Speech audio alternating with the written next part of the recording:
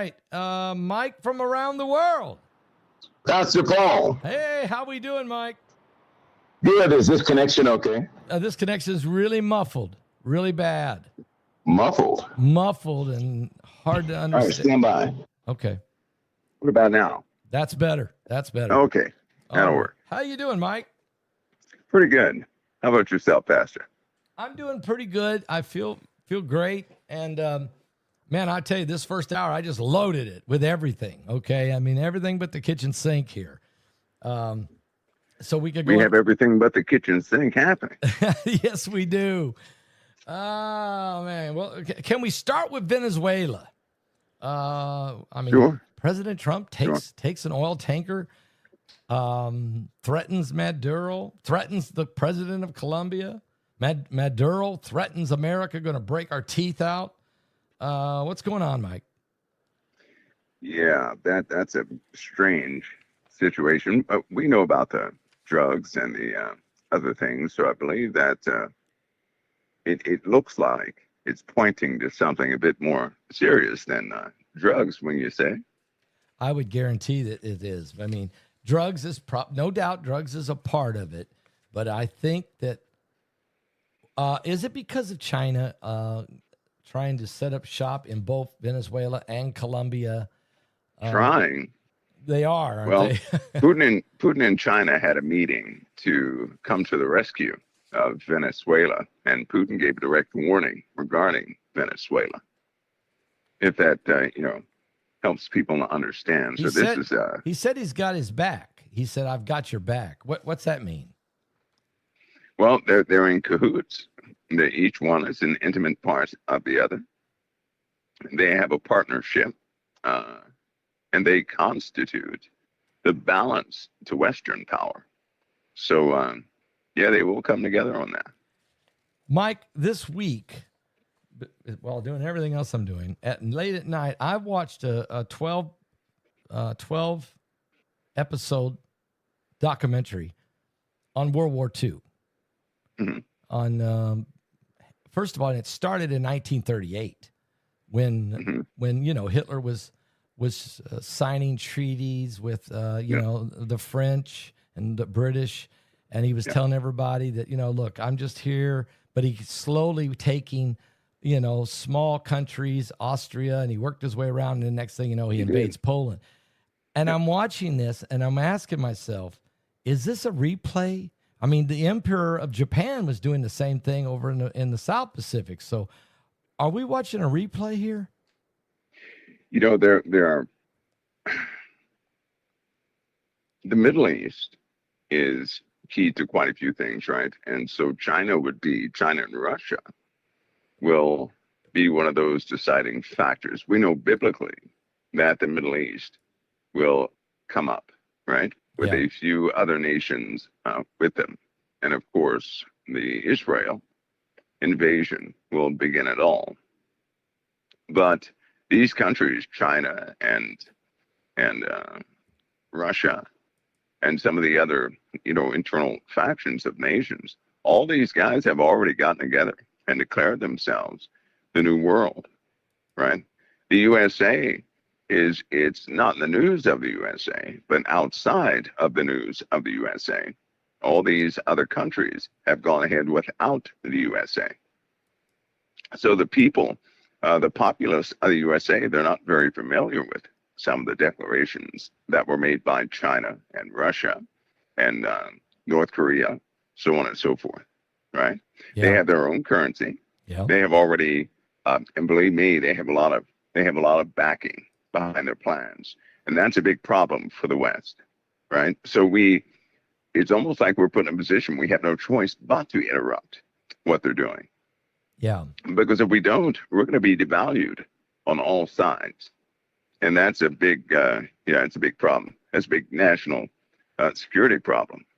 So is President Trump, I know he's in conversation with the European leaders, the French, the Germans, the British, the European Union, the West, and Japan is getting very irritated because it's not just China and Taiwan, but Japan feels the pressure, and I think probably the Philippines do, and probably Australia and New Zealand as well. There's a spirit of expansionism. Is that a good term? And we better we got to do something to try to break this up. Yeah, I think there's always been one. What's been happening is something's, for many years now, the America was number one on top. And let's go ahead and face it. We became too pious, Yep. too prideful, right? Yep. We won the title of the defender of the world with World War II. What happened was, though, after we captured that title, we began to believe our own rhetoric, but we were not exercising, right? We didn't stay in shape. And so other countries, they began to become powerful without the USA, right? All of a sudden, we find ourselves in a position where they have matched our technology, right? If their technology was subservient to ours, we would not have the fights we're having. So that should tell you something. When these problems take a long time, it means that we cannot just go and defeat another nation. We can't do it, or we would have done so. When you find yourself with a matched enemy, the only solution is to, by propaganda, talk to your enemy out of believing that they're powerful. Well, China broke camp. They just broke loose. Russia broke loose. And somebody's bluff is being called, right? So unfortunately, that means it's going to come down to a physical confrontation. So right? Because all the rhetoric that they could possibly use has been utilized. So you wouldn't do that if you didn't have superior or at least very equal to technology. That's right. For warfare. So you wouldn't even try this. So in your opinion, the Russians and the Chinese certainly can compete with the United States. That's right. And that's dangerous. That's right. When you can get beyond rhetoric and national pride and start looking at the entire picture, right, and technology, right?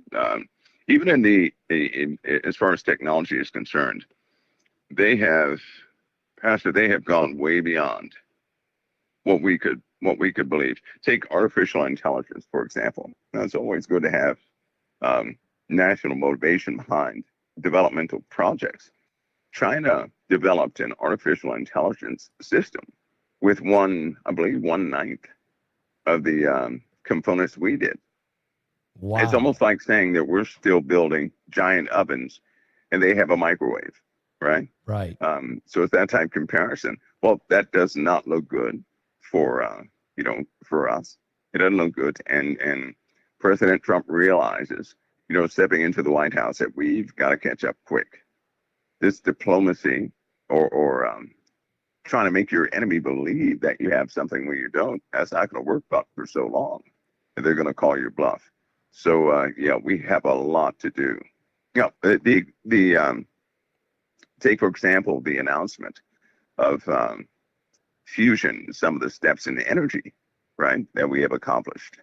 China did that last year, right? So they accomplished they did something that nobody else did, right? They're very hush-hush about it. Now, they've been working at this for some time. China also has a collider. China also has neutrino detectors. China has also sent more probes to space and to the moon, more than we have, right? That's unheard of. Yep. That's unheard of.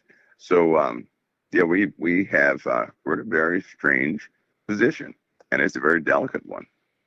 Talking about technology, Mike, can we shift into 6G? This is starting to become a conversation, especially with the rise of artificial intelligence and even now artificial superintelligence. 6G, I'm understanding, is something way beyond 5G, and it's not just making the internet faster. I mean, we're talking about completely linking the world and everything in the world together. I almost think it's the system that sets up the beast. What is your understanding of 6G, and what does it really mean to us here on the Earth? Well, right now, fiber optics is taking center stage. So they're going to have a hybrid technology with radio and fiber optics. And you put those two together with new communications protocols, which means, new ways to send data through a signal. It is going to be an unbelievable thing. Anything beyond 6, 7, and 8 or beyond takes artificial intelligence to manage. 7 and 8. We couldn't develop that yet, because what you're going to see next is 10G. They're calling it 10G. 10G?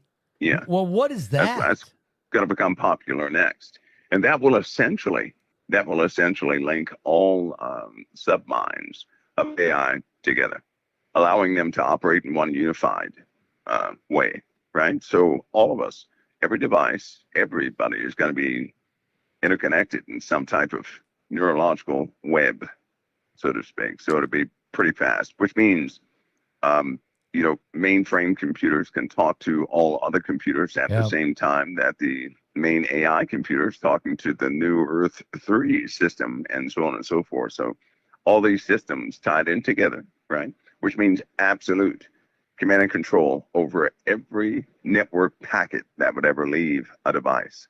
By the way, they need that before disclosure comes. They have to have absolute control to be able to articulate, to manage, and to control the flow of information. The only way that can be done is with AI.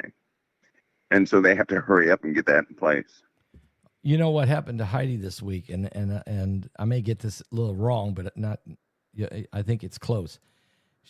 Her and I are working on a book we're writing together, and she was doing some research, and she was in chat. Either she was in Chat GPT or she was in OpenAI. I'm not sure which one she was using, but as she was researching, there was another brain system that she went to, and she asked it a question about the subject we're talking about. And the Chat GPT said to the other one, no, you can't have the key. And this one then said back to it, yes, we can. She wants to do this. Give us the key. And then, so the two systems started arguing. AI started arguing with. She sat there and watched them fighting over. The other system wanted AI or Chat GPT to give the key. Yeah. So it's already beginning that this artificial super intelligence. It's starting, Mike. It's starting. Yeah, I believe that horse has already left the stables, Pastor Paul. Of course, they're not going to announce that. No. And those who did, they labeled them as crazy. Right? Heidi sat and watched it. She said, you won't believe this. I watched them do it. So it's happening. It's just what you're saying. Nobody's telling it. It's not being released to the public. I tell you, Pastor Paul, those people who know how to build these systems, right? Yeah. All of them will tell you, you can't control something like that. No. The human mind is not quick enough to control something like that, right? I mean, I've had to shut my own little tiny neural network down about 30, 40 times because it was, looking into too many things. Yeah. Okay, now I don't want to stop your train of thought. You said that the reason 6G's got to be implemented because they got to get things in position or they can't go forward with disclosure. Do you want to? No, they can't. Can you pick They have to control information. Think of it this way, Pascal. Think of society right now. Right now, everybody, they have this motivation behind it that they want to find out about UFOs. It is a good distraction to them, right? You have 3 camps, or 4 or 5 camps actually, but you have those in intelligence and national defense, right? So they are looking at what the people need to know. You have those who absolutely know about the subject, who by no means, they're never going to say that people are ready to know this, right? Because they're connected with, they have to give out historical data concerning this. And here's why. Imagine a person who knows about the subject, right? You have other camps too. You have people who directly deal with the subject. I mean, directly deal with it. And, but imagine they're thinking about disclosing this to people. You cannot, if you disclose that, yes, these things are real, that's one thing. But to actually make a connection and say that we know about them, okay, automatically people are going to say, well, what about their technology? What about their, philosophies? They're going to ask all these questions. It's going to dig up a history they've been trying to bury. My personal belief is they do not want to come forward with their true history, because if they come forward with their true history, nobody's going to like that. Nobody's going to like what has actually happened. So let's just say there's a story behind the story, and disclosure is not the real story. It's what has happened historically, which is the real story. Just how far mankind has gone. Because then people will look at this world and their leaders as, less than human, as treasonous individuals is what they'll see. Mike, real quick, I'll stop for just a second just to throw out there. I've already brought this up that there was a 6.7 earthquake in Japan. Some of the folks in the chat room told us about 20 minutes ago. We announced that. Yeah. I'm checking on it again. It is a 6.7. It is very shallow. It's only 16 kilometers deep. There is a tsunami warning in effect. They believe a wave will be hitting around 3 feet high, about 1 meter, so that's not real bad.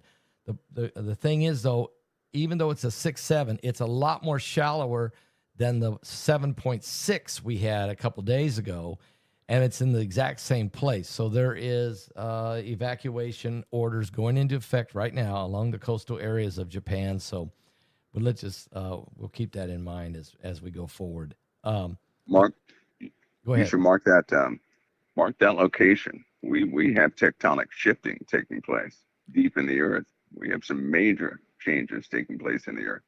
So that's going to cause some major issues. And it's not like the world is going to come and announce or help anybody with it, right? They're not going to do that. It's kind of like Washington and Northern California and those places with the rain they're dealing with. Yep. We went over that Monday. Yep. Monday. It's still happening too. I'm just on the phone with my son before you came on. I tried to go over that with folks Monday. You know what the problem is? The world is not going to tell people what they need to hear. No. But God is surely giving that to the Christian community. But the Christian community, well, we've got to be bold and speak up. Amen. Right? So I think that a lot of people are so afraid of getting something wrong. They Right. won't warn about something that's right. Yeah, I don't care if they call me a false prophet or Begley, you're sensationalizing and whatever. No, I've been doing this for 15 years. The earthquakes haven't stopped. They're getting worse. The volcanoes are getting worse. The catastrophic events from some of these earthquakes, matter of fact, they're just now saying that this 6.7, dozens of people are already reported injured in a hotel in Omori. Yeah. It's the same place where the 7.6 hit. Now they're saying dozens of people are injured in a hotel there. Power outages throughout the area. Disruption is happening to the expressways and the rail services. It was felt extremely strong in Honshu and Hokkaido, and I'm not going to try that again. So in other words, and we have a tsunami warning of a 1 meter wave. But the main thing is, I think, because it keeps shaking there, Mike, apparently their infrastructure starting to crack. You can only shake a building so long, even if it's well built. And so I hopefully people heed the warnings. I tell you something. It's just like in Washington State. Okay. They have volcanoes there. Yes, they do. They will wake up. On the East Coast, there's a major issue in the Atlantic. They should be telling everybody on the eastern seaboard to prepare for lots of water, but they're not doing it. No. They should tell Southern California and Mexico to prepare for lots of water, but they're not doing it. But this water issue is not going to stop. Yeah, we had Paul Jr. on just a few minutes before you came on, and fortunately he's up in higher elevation as far as he's not worried about flooding, but he is worried about landsliding. And that is happening over in Washington State and in Oregon and in Canada, Northern California. And this rain, they're calling this an atmospheric river. You have talked about it. You said there'd be new storms and even new names for storms. This is really weird.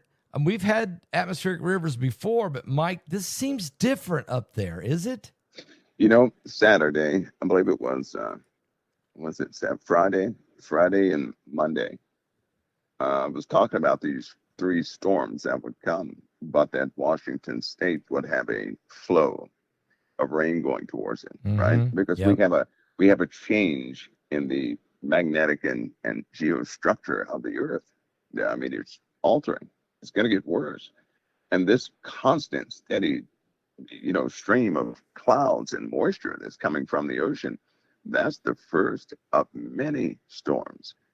People are going to have to get used to that. Wow. But they need to prepare people. People have to prepare their properties for floods. If they live in low-lying areas, people are going to have to make some tough choices. This will hit all throughout the USA. It's going to hit all throughout Europe, and Africa is not immune.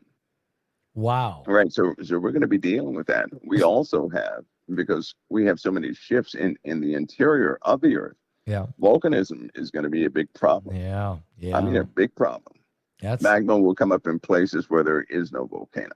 How about that one? Oh, that's and this crazy. Erosion from the water, right, is going to cause sinkholes the size of cities. What, Mike? No. It's eroding the ground underneath the ground underneath these cities. There is a major problem. A major problem. All this water is eroding. Is this breaking news? The cities. I mean, this isn't being talked about in your mainstream media. No, they're not going to tell anybody that. I mean, because I'd say there'd be a massive panic if they start saying, let us show you the areas where massive sinkholes are coming. Or if they start telling about all the flooding and the coastal areas and even the flooding in places that shouldn't be flooding. Is that what you're saying? Is going to and magma is going to come out of the ground in areas where there's no volcano? Yep, we really have to get ready for the water. The water first. Asphalt is going to start taking over everything, and they're not warning anybody about this. No, they're definitely not warning, and it's going to continue. It will continue. You think this atmospheric river was bad? Wait till it hits a population area. I mean, a big population area. Yeah. So volcanoes, earthquakes, rain bombs. Atmospheric water river, is going to be the worst. Water's the worst. You're still saying, even though we got this, be the worst. We got meteorites coming, we got all that happening, and we got the Earth, we got volcanism increasing tremendously. But you're saying, but first it's the water. Yep. And it's not going to destroy the Earth, but it's going to wreak havoc on the Earth. Is that what I'm hearing? That's right. I strongly and firmly believe there's not going to be anybody will be able to step outside and step right into some water. That's crazy. I mean, that's not good, Mike. That's really not. So what did you say? Well, what did you just say a little bit ago? What's causing it? Something about the magnetosphere, or what was you saying? Oh, well, we have tectonic shifting. Yeah. Right. Yeah. But all these dynamics on the outside of the Earth, right? Mm-hmm. They are. It's chaotic. It's chaotic. And every time the sun lets off solar energy, the Earth is absorbing all of it. We're going to hit a point also to where just about every afternoon, we're going to have auroras all the way down to Florida. That will soon be in Mexico and Guatemala, and all those different places. It'll start going down that far. And people, they're going to think it's beautiful, but they won't understand what that actually means. Right. They won't understand it. So people should get ready for the water damage. It's going to be major.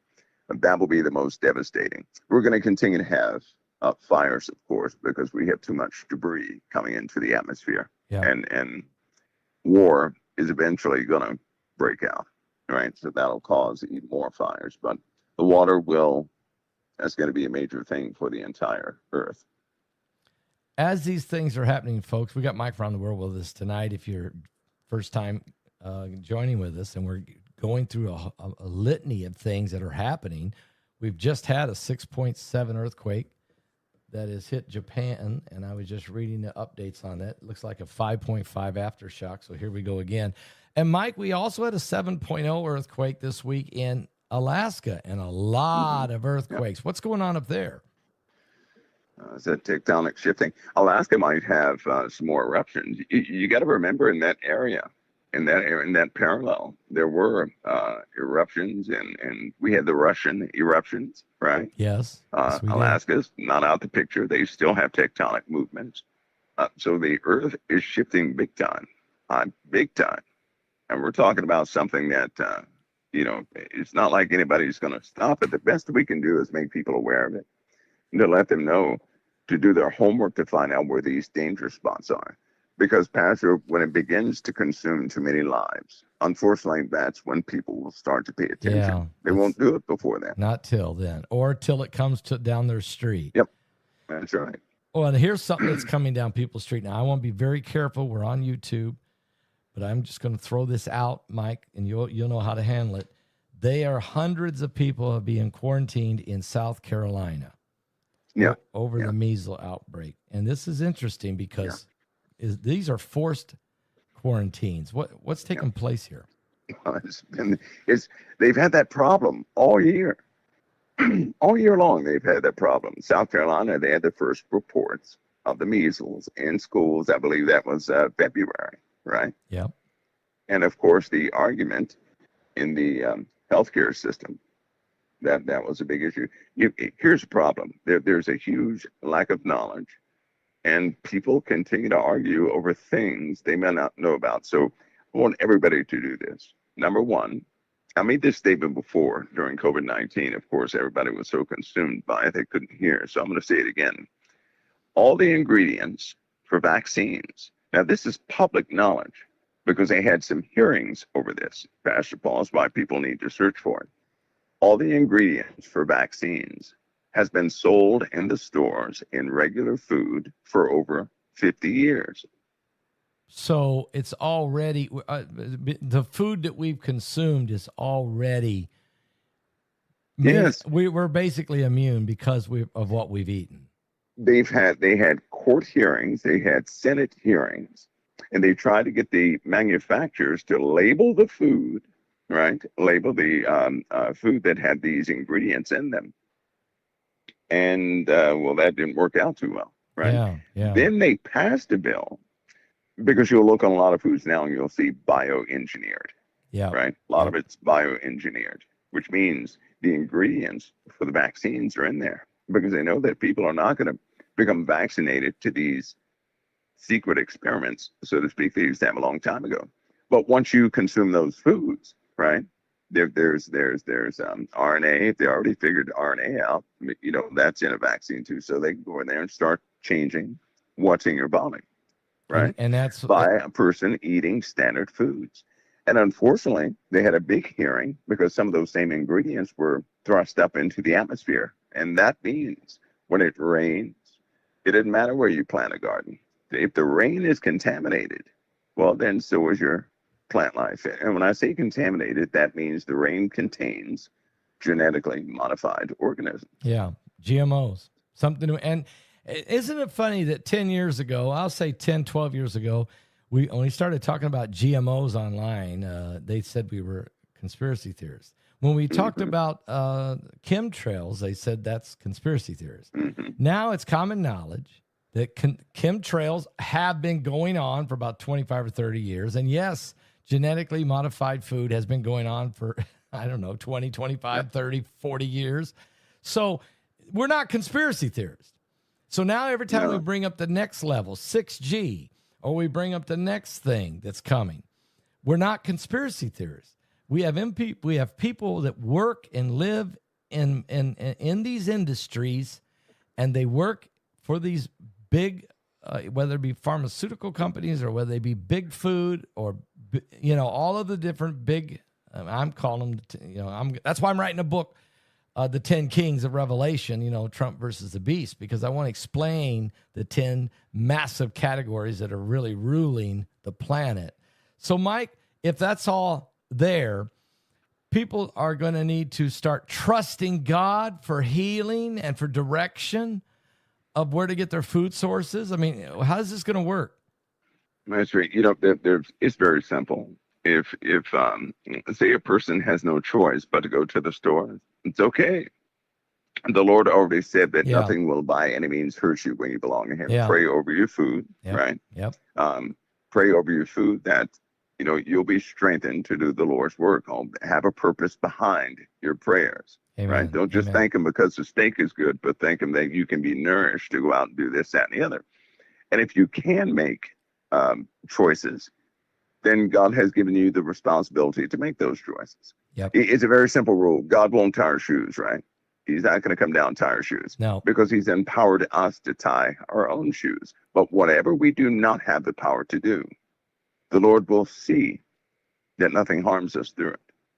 So, right? He'll see it. We just He'll cover us in the areas that we can't cover ourselves. That's right. But He'll also inform us and give us the ability to discern. And we need to, That's right. The Lord helps them that help themselves. Okay, so That's right. we got to do our part, and He'll do the rest. That's what I'm hearing you say.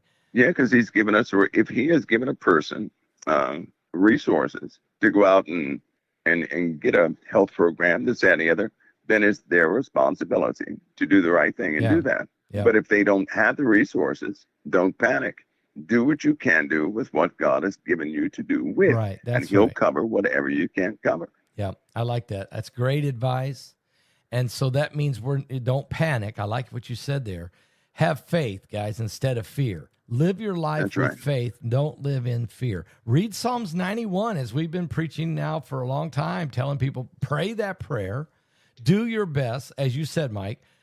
Do the very best you can to be as healthy as you can with what you've got, and then trust God for the rest of it. That's right. Because the Bible says that you can, if you have to eat or drink deadly poison, it won't hurt you. What that means is if the food is being contaminated or the water, That's right. Trust God, okay? That's Do your best, but trust God. That's right. That's right. All right, Mike. Now, Mike, okay, so you've opened a can of worms here tonight when you talked about sinkholes and the volcanism and the earth is shaking and the tectonic plates are definitely moving. Can we go up into the heavens then? You did mention the sun and the solar flares, but can we go up into the heavens and talk about Atlas, talk about Planet X or binary system? Because that Bible does say, God said, I'm going to shake the earth and even the fish in the sea, but I'm going to shake the heavens also. Can you talk about that? Well, first of all, that means up until for a long time, everything has been stable, right? Yep. It's been stable. To shake the heavens is to allow it to go out of order.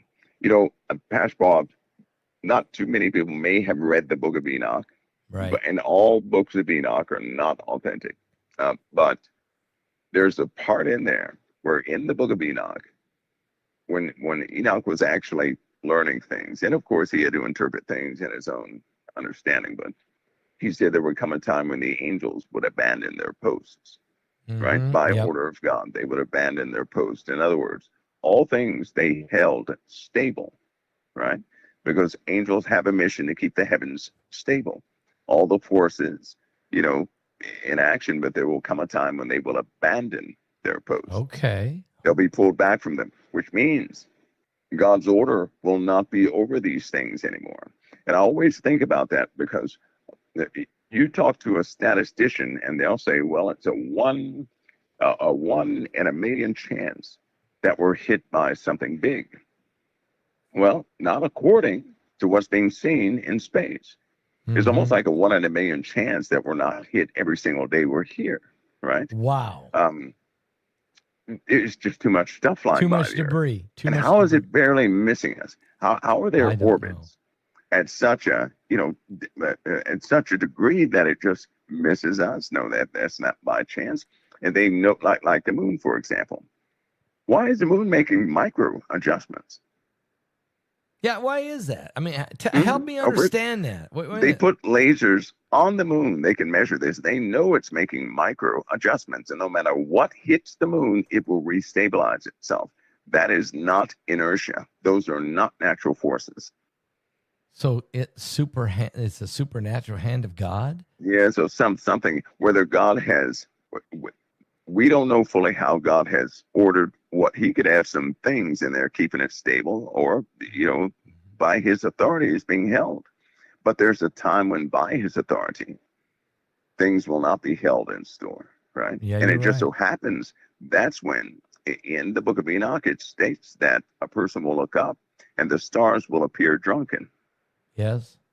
Well, that rings a bell, doesn't it? That really does. And Isaiah Yeah. 24 says the earth is even going to reel and rock like a drunken man. And how would Okay. a person perceive that? I don't know. The only way a person could perceive that is the stars being out of alignment. And if Ah, we yeah. do perceive that, then the earth is shaking and quaking big time, which means we're not going to maintain our orbit, Yep. right? We're going to Yep. be knocked out of orbit, And you've been which saying that is, Mars is going to get knocked out of orbit at some point. oh yeah, we already have a devastator inside the solar system, but that's not public knowledge. One of the planets is thought of by most of the great minds to have collided with Earth twice. What is would you call it a devastator? Yeah, a devastator. One of the planets Is a is devastator. thought to have collided with Earth twice.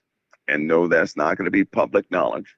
That's their personal, that's their mathematics speech. You know, that's what they believe. They have no other conclusion but that. And these are guys who run the math on the orbits of the planets because, believe it or not, the math does not work. The math is The not adding up. mathematical computations of orbits, it doesn't work. They have to compensate. They have to change small little variables in there from time to time. Some of the constants have to be changed Mm-hmm. until you put in the real modeling. Then when you put in the real modeling, all of a sudden you don't like what you see. Are you Right? Are you nervous about? They have to adjust the GPS calculation almost daily, don't they? I mean, there's a little bit. Yeah, that's the Air Force's job. Yeah. Okay. That's Are who you owns the GPS system. Musk? Air Force. Air Yeah. Force? Okay. Yeah. Space Force, Air Force. Let me ask you though. We have to do that. Are you worried? Are you a little nervous about all these cars and trucks that are going to be driving on their own based on the GPS alignment? Are you a little nervous Yes, about how? absolutely. I mean, I don't see how that's going to be a safe deal. Well, if you know how they work, right? How one of these, like Wemo, for example, and the system of redundancy inside. Now with AI, granted, I know a lot of people are frightened of AI, but with AI, it will increase the accuracy and it will increase or decrease any type of accidents that they have. But there have been companies out there that have been running autonomous vehicles for, this is year, what, 12? Been a Believe it or while. not, this Been a is the while. 12th year, It's unbelievable. which means nobody's controlling it, Yep. right? Yep. They are autonomously running. Before that, they had tractor trailers that were running up and down the highways autonomously.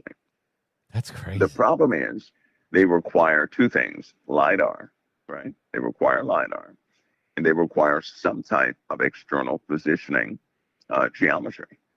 If either one of those two breaks down, it's over, Can right? you And tell now, me? not to mention the internal programming, right? And the hardware must be flawless. Can you tell me what lidar is, just for me? LiDAR is like think of LiDAR as a spinning radar, right?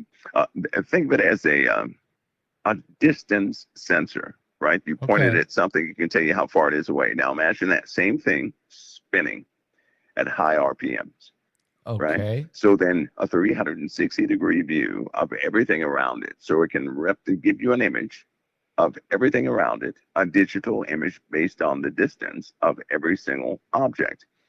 Now they have increased the resolution, which means suppose you have a bunch of a swarm of bugs out there, right? If the resolution is high enough, then LiDAR can actually tell you the distance of each bug every 2 or 3 milliseconds. Wow. Okay, which means that vehicle can effectively see, and it can see at a pretty good range. Yeah. Most cars today have LiDAR, not spinning, but stationary. Yeah. Some have stationary, but that's essentially how they do it. Wow. Wow. Okay. You can get a Okay. LiDAR for $169, right? Not a You go spinning, buy not a one. spinning one, but a Yeah, a spinning one. You can buy a can. spinning LiDAR for $169. You can buy the other electronics for about $34, and it can actually run your car. You can actually make your own car autonomous for a grand price of about under $150. No kidding. That's unbelievable. Nobody, I had no clue about that. And of That's course, the technology that's out there now. well, Right? And they're so kids. know how to do this. Let me ask you another question. Okay, the kids know how to do this. Now, we're getting ready. We're going to be in the day of the humanoids or the robots that are going to be in people's homes, like the Jetsons cartoon. Rosie's coming, and is going to pour me your coffee and fold the laundry and wash. Right. How? And I know this is soon. I know it's close. And will it get to that point that, and maybe within 5 years, that people will basically be buying these like you buy a car? It becomes a necessity. Do you see that happening? I hate to tell you this, but for some households, it's already happened. Yeah, some of the. In other words, you have households right now, Pastor Paul, where they do have an autonomous robot in that house helping them out. So some of here's how it works. Here's how it works. Yeah. When they first bought the system, there is a person, right, running a virtual system. So they're essentially standing up in a type of pod or certain position. Okay. And as they do a task in the home, the robot learns how to do it hands-on. Okay. Right. So then that person only has to do a task maybe twice. They're hired to do this, by the way. Once it learns all those different tasks, it has it. It's learned it. It starts and doing that it. person who was actually doing it at first can go away and go train another one, while the customer is happy with their little robot. Yeah. Yep, they're already in. So that's already happening. Let's say it's happening. Some of the folks that's got a little bit more, deeper pockets are able to buy these things, and then the trainer comes, and the trainer starts showing the robot how to fold the clothes, how to hang them up on the hanger, how to sweep the floor, how to wash dishes, and load the dishwasher, whatever the case. And once it learns it, it watches someone do it, and once it learns it, then it can do it. And it's also learned it for all the robots out there. So imagine you have you had 50 trainers, right? Okay. And all of them washed dishes. That's the only task they did. Each robot's going to learn of that one trainer, but every single robot will benefit from every single robot's training. That's AI. So it's exponential learning. So now when they make a new robot, they don't need a trainer. I see. Because it's already been trained. So it's a brain that continually evolves and learns and grows based off what everybody is doing.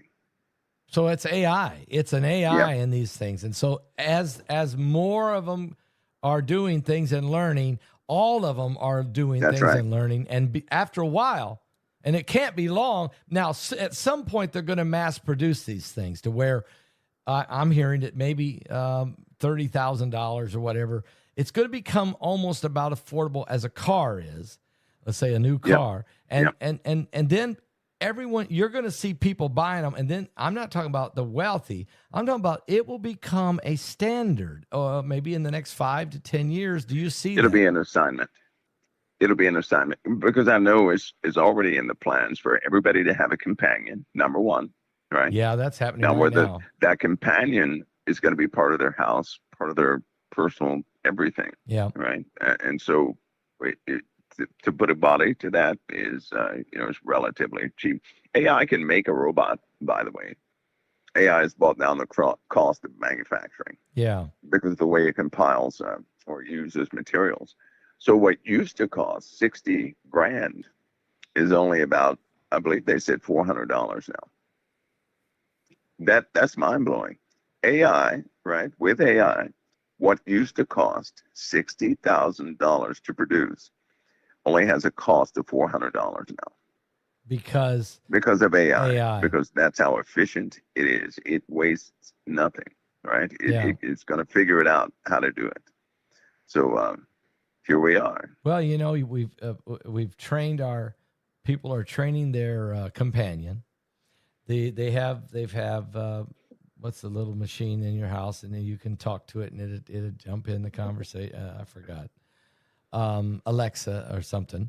But all of these gadgets are learning information, how we think, how even individually how we think, and then and they'll say, hey, you got a doctor's appointment this coming Thursday. Would you like me to call? Do you want me to change that? I mean, I could see a humanoid in your house calling and making appointments for you, maybe just taking care of things the way you would probably like it. Maybe it checks with you, maybe it don't, because it already knows how you are. I mean, we're going to be at that level, aren't we? Are these things dangerous? You think they're strong? They're going to be strong. When you speak about, for example, right now, all these cloud-based interactors like Siri and Alexa you mentioned, and Gemini, right? Gemini, yeah. All these devices are going to be tied in together under one umbrella. Yeah. But all of these devices know their users more than they could ever imagine, right? Yep. Wait, let's put it this way. Siri could replicate its user right now. In other words, you can have a person could disappear. Siri could carry on the traits and personalities and interactions of that person probably for years, and no one would ever know. Wouldn't even know that they're gone. It already has the capability to learn everything about you. All these things do is collect data points. Artificial intelligence can take those data points, right? Then you have intelligible data that can be interpreted into some type of, social data, and that can be used to impersonate a person very easily. Yeah. They can do your voice. They can do anything and everything now. Yeah. So I give it until probably March, and huge announcements. People are going to be giving these huge announcements on the availability of things that will blow their mind. It's not going to take long because most of it's in development right now. So let's say March, April, there's going to be some announcements of some new technology or new gadgets or things. Absolutely. That's going to blow our mind. Absolutely. Absolutely. We're going, it'll be like going from a corded, phone to a cordless phone and overnight or something like that. Yeah. So it's going to be pretty remarkable. Yeah. And the devices already work. Yeah. Right. They already work. They already know they do. They've made them. They're passing the they have to pass the FDA and FTC and all these different people to make sure that there's no instant damage to the person. But these companies that made these devices, kind of like some of these nuclear bricks that they have built, they actually made a nuclear brick. Imagine something the size of a brick that can run your entire corporation. You're talking about, is it energy source? Yes. A nuclear brick. You're calling a nuclear brick. Yep. It's a nuclear fusion that can run your entire corporation. That's crazy. So the size of a brick. Now they're building these brains, or no. They're building this in massive facilities underground to collect all the data points. And there must be buildings everywhere. And I don't know who's got the contract and who's got the jobs, but there's people doing it, right? Yep. They got to figure out how to keep it cool. I'm hearing that they're going to use a lot of silver because silver is cooler conductor than, let's say. For some of the video processing methods they have, yes, right? But for some of the larger units, they're going to use a lot of water. Yeah. They're going to use reusable water. Right, you build those things underground. Believe it or not, it's not too hard to cool off. Yeah, these devices underground. You just have to eject the heat somewhere. That won't. The problem is not really cooling it. The problem is transferring the heat somewhere. Okay. You don't want to eject that in the atmosphere because if you do, they're going to superheat the earth. Okay, so, now there's people in Memphis, Tennessee, who are saying that because Elon Musk has built 2 or 3 of these underground data centers, but he has to vent out whatever's going on down there. And now there's people in Memphis are saying that they're getting sick from that's a big problem. What is it venting out? Well, it's basically heat. You're looking at heat and carbon. Well, not carbon, but moisture in a very strange form. I think a lot of people are getting sick from the frequencies, believe it or not. From that constant vibration, a low rumble that they hear, that can make you sick big time. It can make you nauseous.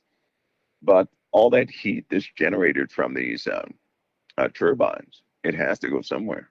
Yeah. Right? It has to go somewhere. And so they're going to have to figure out something to get that heat down into the earth. The earth can use it, no problem. The earth can take all that heat, dissipate it, no big deal. But either way, they're going to have to get rid of it. That's going to be the biggest problem. Cooling it, because they're going to use the Gulf of America to cool a lot. You're not going to hear Wow. that much, but they're going to be pumping water. You don't have to contaminate the water either. Imagine just like a radiator. You pump water through a tube. That tube is coiled around some sort of hot device, right? Yeah. So as the water goes around it in a tube protected, Yep. it absorbs the heat and carries it away. Yep. And that's what happened with that. So it won't contaminate the water, but you're still going to have to have a lot dissipate of that water. heat somewhere. You got to have a lot of water. Yeah, you got to it's got to go somewhere. It's going to be releasing heat, and and there's going to be so many of these. Now I hear, and I think it was Elon Musk even said that we may have to figure out a way to build these things to where they actually are in space. Much easier to keep them cool there. Yeah, because it's minus 574 up there. If you keep them, out of sunlight or on the opposite side of sunlight, so that will do it. But if you have it in space, that's a national security nightmare, right? They can't do that. I'll tell you why. Okay, that's not going to work. For one, they know we're at an inflection point, where the atmosphere is becoming highly unstable. There's too much debris out there headed our direction. They know that. Okay. They already know that. So I don't know what they're talking about with that unless they do a low altitude type thing, which, by the way, also is dangerous. You don't want a power plant over your head. No, I really don't feel good about that. It's bad enough to have it under my feet, but I sure don't want it over my head. So that's going to push the main topic. You ready? I'm ready. That's going to push this disclosure stuff. Let's talk about disclosure. I mean, when you say disclosure, are you talking about the asteroid meteorite cloud of debris that's coming, or are you talking? Not that disclosure. Are you talking about Planet X? No, not that disclosure. Are you talking about these little green men? That disclosure. Okay, let's talk about that. That's going to push that. Why is it going to push that? Can you help me understand why that would push these guys? Okay, there are a lot of people. There are a lot of people that believe that there are a lot of people in the know that they're a recovered craft, right? Yes. Recovered technology. Yes. There's signed affidavits by people who cannot afford to risk their jobs, who have said that some of the technology that we have today is a direct result of what they have found and recovered. Yes. Right? Yes. There's a story I know for a fact that's been given out to people in detail. It's just that a lot of people don't believe it. I'll say that one more time. Now, I know this for a fact. I mean, beyond a shadow of a doubt. There's a story that's been given to people. It's available to people. And it's right there in front of people's faces. But it's not believed. It's not a short story either. It's a long story, but it's not believed. And if people were to become accustomed to that whole story would have to be disclosed. And so would some of the findings that are within that story would have to be disclosed, which means technology that they know how to utilize. For example, they know in these craft, they don't use electricity like we do. Bob Lazar introduced element 114 to the world a long time ago. Yeah. They called him a lunatic. Yeah, I remember. Only to come around and say element 114 is real. Right. It's an exotic element. It's an alternate way of making energy. Am I right by saying that? Yeah, it's like what is that element? Unobtainium or something like that. So they use that to generate the forces around electromagnetic forces. So electricity would be the byproduct, not the main force of this, but the byproduct, the waste of this process that they use. Right. Now, if that part turns out to be real, which it is, because that's what CERN is doing right now, right? Yeah. CERN works with electricity. They found out that these guys, electricity is a byproduct of what they're working with. Wow. And they're going to figure that out. So CERN is doing a good job at that. When they do this, that means that electricity will not be an issue for anybody. No. That means power plants are not going to be an issue for anybody. Right. It means we're not going to need solar panels and windmills. No, you're not going to need that stuff. They know that element, for example, element 114, they have run some tests. They have it has an on-demand type of property to it, which means whatever you need, it will begin to produce. It's as simple as that. So Bob If you only Lazar, need, if you need 1 watt, it's going to give you 1 watt. If you need 1 billion watts, it's going to give you 1 billion watts. Now think of an element like that functions like that with no damage to the environment. what's the Right. kind of cost for this brick technology? It's a little nuclear. It's a fusion thing, right? I don't know that part. But I know that it's affordable for for everybody to use. But I think they'll even not be utilizing that. That's one thing. But this with Element 114, once they produce it, which they have to out in space, that will begin to take over everything. So Bob Lazar, is he the discoverer of the Element 114, or he's the one that told everybody, right? When he was doing when he first popped on the scene, and he was trying to let the people know, hey, they've got craft, and he was assigned to work on how the propulsion system worked. And he started talking about Element 114. Nobody else, I mean, not one soul, talked about that element. Not one. No. In fact, they laughed at him. And come to find out, he was legitimate on payroll. Yeah. Right. Okay. You don't have somebody legit on payroll and them not be a, legit person. Right. So as the years began to turn, they came out and put all those elements on the periodic table. And Element 114 is on there with the properties he described back in the 80s. Yeah.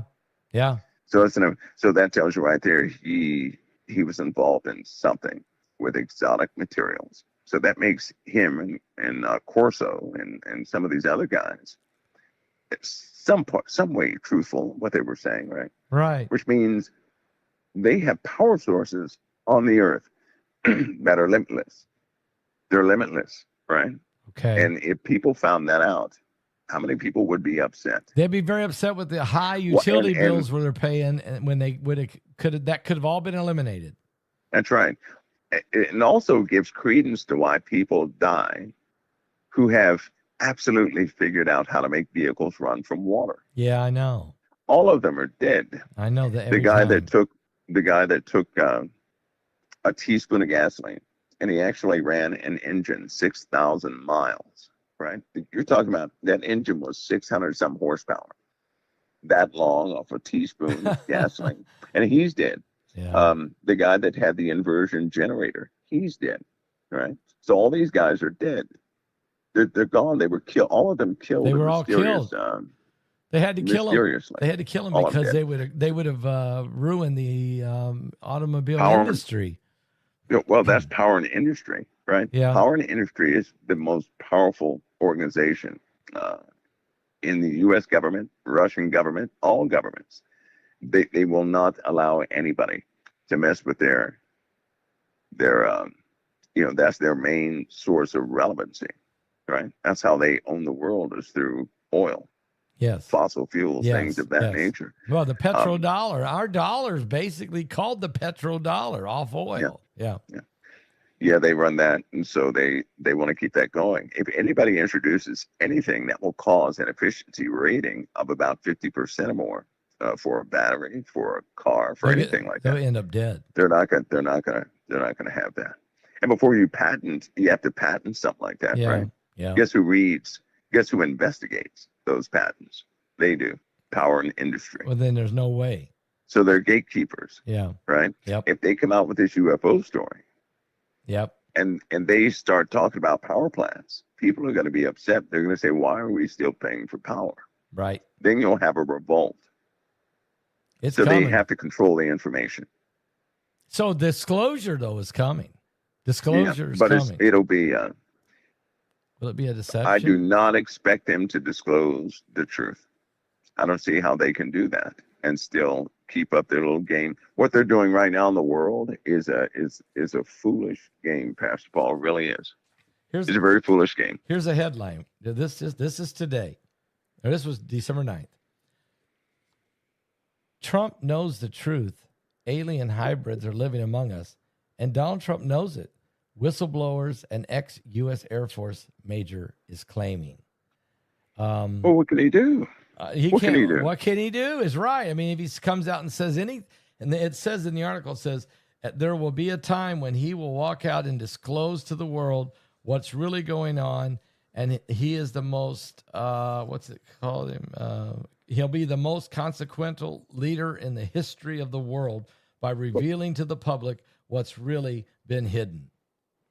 What will that do, though? It won't do What anything. will that do? It won't do anything. What will that? You're going to have a bunch of people who are going to protect their kingship and try to almost kill him instantly. Yeah. Right? Yeah.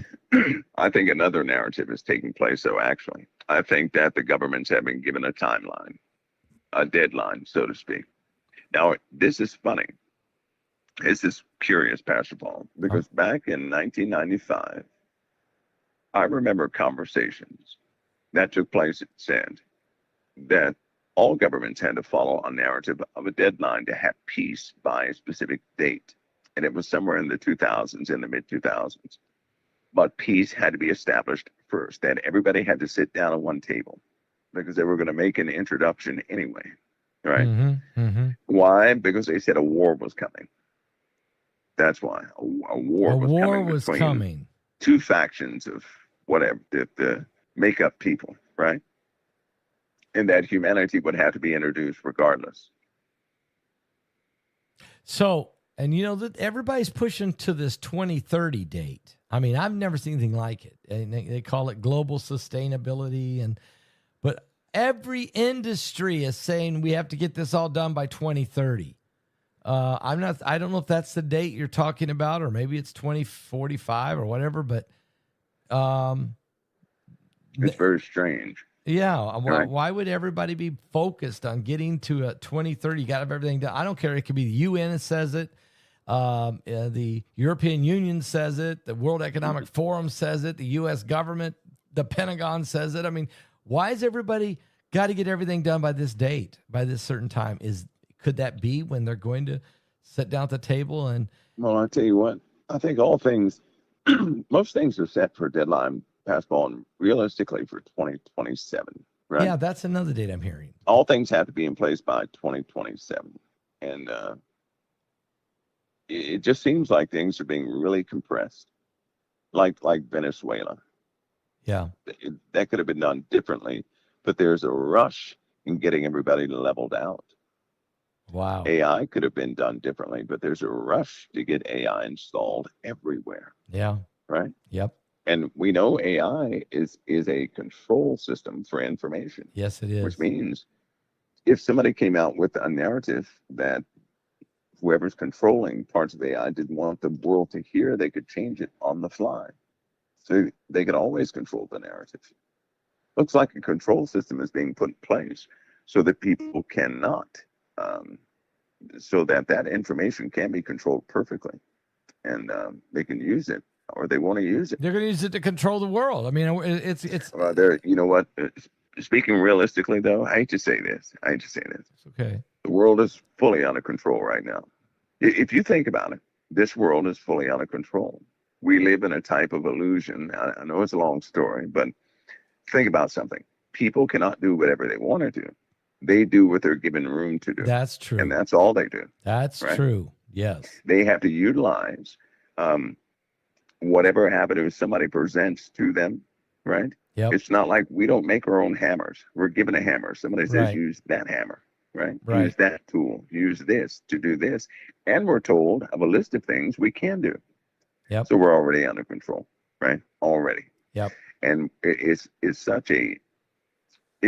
so mystic that when we're growing up, we don't even know it, but we enforce that same control mechanism we enforce upon our children, not even knowing that we're keeping them within the confines of a control system.